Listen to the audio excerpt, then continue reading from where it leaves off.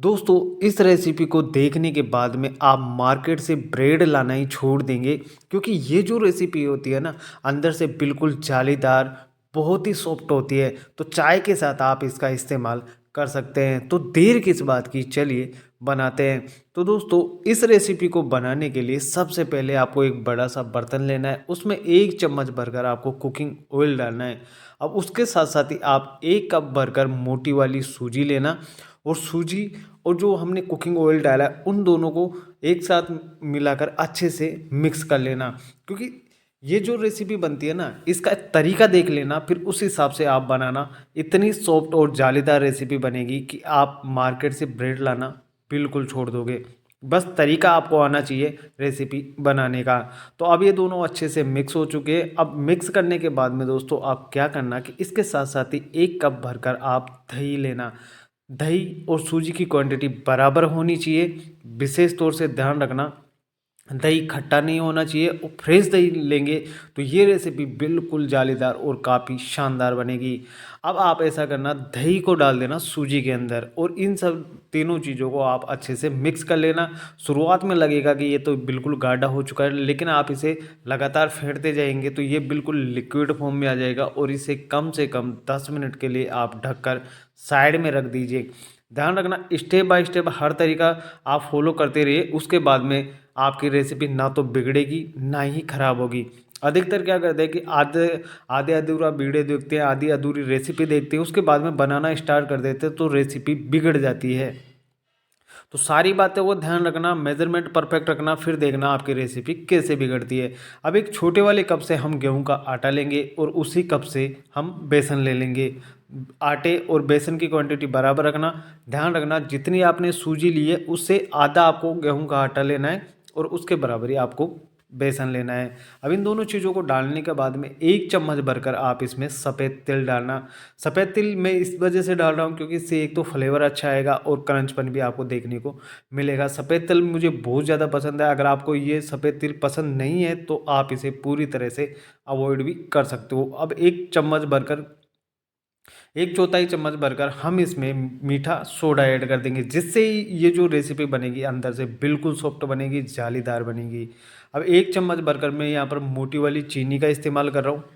अब इन सब चीज़ों को डालने के बाद में आप अच्छे से मिक्स कर लेना, लेकिन इसके साथ साथ ही आप ऐसा करना कि 1 चम्मच भरकर पिसी हुई चीनी भी डाल देना। बस इससे ज़्यादा मीठा आपको बिल्कुल नहीं डालना है। अगर आप चाहो तो इस मीठा कम कर सकते हो, लेकिन इससे ज़्यादा मत डालना, क्योंकि चाय के साथ जब हम इसे खाते हैं तो ज़्यादा मीठा अच्छा नहीं लगता है। तो इस बात का विशेष तौर से ध्यान रखना, या तो आप मीठा कम कर लेना, वरना इससे ज़्यादा मीठा आपको बिल्कुल भी नहीं डालना है। अब इन सारी चीज़ों को आप अच्छे से मिक्स कर लीजिए, क्योंकि ये जो रेसिपी होती है ना, बिल्कुल ब्रेड के टाइप की बनती है और खाने में काफ़ी मज़ेदार होती है। अंदर बिल्कुल जालीदार और सॉफ्ट रेसिपी ये बनकर तैयार होती है। आप इसे ज़्यादा दिन तक स्टोर नहीं कर सकते, उसका कारण भी मैं आपको आगे दिखाने वाला हूँ। अब जो हमने यहाँ पर मिश्रण इकट्ठा किया था, उस मिश्रण के अंदर जो हमने सूजी भिगो कर रखी थी वो सूजी इसमें ऐड कर दीजिए, और इसके बाद में इसे अच्छी तरीके से आपस में मिला लीजिए। ध्यान रखना, इस बात का विशेष तौर से ध्यान रखना कि आपको ऊपर से कुछ भी नहीं डालना है। ना तो आप पानी की छींटे इसमें लगा सकते हो, ना ही और एक्स्ट्रा दही इसमें ऐड कर सकते हो। बस इतना ही आपको, ये जो डो बनकर तैयार होगा वो ढीला डो बनकर तैयार होगा, तो उससे बिल्कुल भी आपको घबराना नहीं है, क्योंकि ढीला डो जब बनेगा तो उसी से तो ये जालीदार बनेगा अंदर से। आप इसे बेक भी कर सकते हो, या ओवन में भी आप इसे बना सकते हो, या कढ़ाई में भी आप इसे बेक कर सकते हो। अब इसके बाद में जैसे हमारा डो कंप्लीट हो चुका है, उसके बाद में दोस्तों आप छोटी छोटी सी लोइयाँ तोड़ना, और इस प्रकार से लड्डू से बनाकर इसके तैयार कर लेना। पेड़े की टाइप में बना लेना। ध्यान रखना, जब आप ये डो से पेड़े बनाओगे ना तो आपके हाथों में चिपकेगा, तो आपको यहाँ पर कुकिंग ऑयल का इस्तेमाल नहीं करना है। आपको यहाँ पर हल्का हल्का हाथों में पानी लगा लीजिए, उसके बाद में आप इस तरीके से ये पेड़े की सेव में बना सकते हैं। काफ़ी शानदार रेसिपी है, आपको यहाँ तक अच्छे से समझ आ गया होगा। अगर अच्छे से समझ नहीं आता तो वीडियो को एक बार नहीं, 2 बार नहीं, 3 बार देखिए और फिर इस रेसिपी को बनाना स्टार्ट कीजिए, तब देखना आपकी रेसिपी कैसे बिगड़ सकती है। अब तेल चलते हैं दोस्तों गैस की तरफ। तो हमने यहाँ पर तेल पहले से गर्म होने के लिए रख दिया था। छोटा टुकड़ा डालकर देखेंगे कि तेल का टेम्परेचर कितना है। ध्यान रखना तेल का टेम्परेचर हाई नहीं होना चाहिए और बिल्कुल नॉर्मल भी नहीं होना चाहिए, मीडियम रहेगा।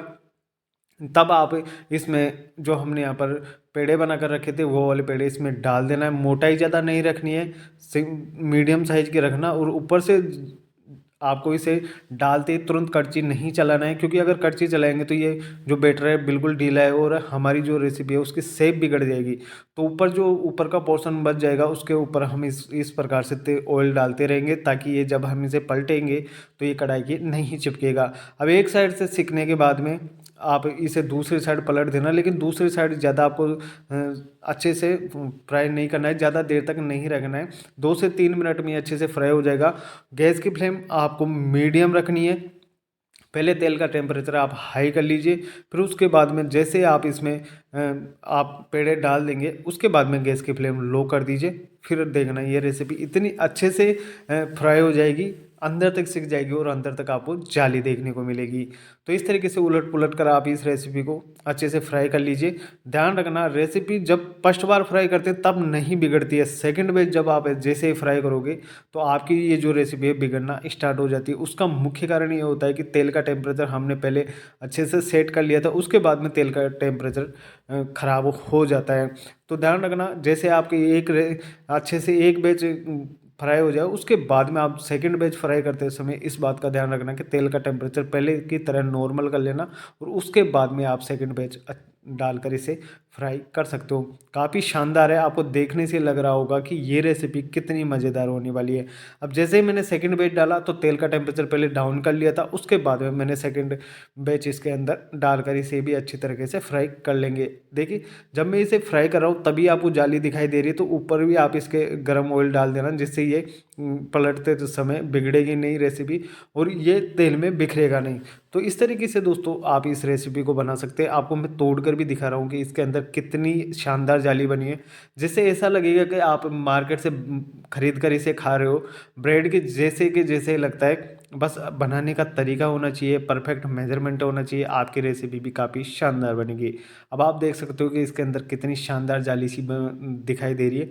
बिल्कुल अच्छे से फ्राई हो जाता है और ज़्यादा समय भी आपको नहीं लगता है, घर के सामान से बनकर तैयार हो जाता है। पहले आप पूरी रेसिपी को अच्छे से देखिए और अच्छे से बनाएंगे तो आपकी रेसिपी बिगड़ने का सवाल ही पैदा नहीं होता है। तो आप इस तरीके से ये रेसिपी घर पर बना सकते हो। उम्मीद करता हूँ दोस्तों वीडियो आपको पसंद आई होगी, रेसिपी आपको पसंद आई होगी। रेसिपी पसंद आती है तो वीडियो को लाइक करना और चैनल को भी सब्सक्राइबर कर लेना, ताकि आने वाली वीडियो की नोटिफिकेशन आप तक जल्द से जल्द पहुँच सके। मैं ऐसे ही यूनिक बिस्किट की रेसिपी, मीठे की रेसिपी आपके लिए लेकर आता रहता हूँ। बिल्कुल यूनिक होती है मेरी जो हर रेसिपी होती है वो बिल्कुल यूनिक होती है। तो आप इस तरीके से ये रेसिपी घर पर बना सकते हो। तो मिलते हैं नेक्स्ट वीडियो में, तब तक के लिए आप इस रेसिपी को एंजॉय कीजिए। धन्यवाद।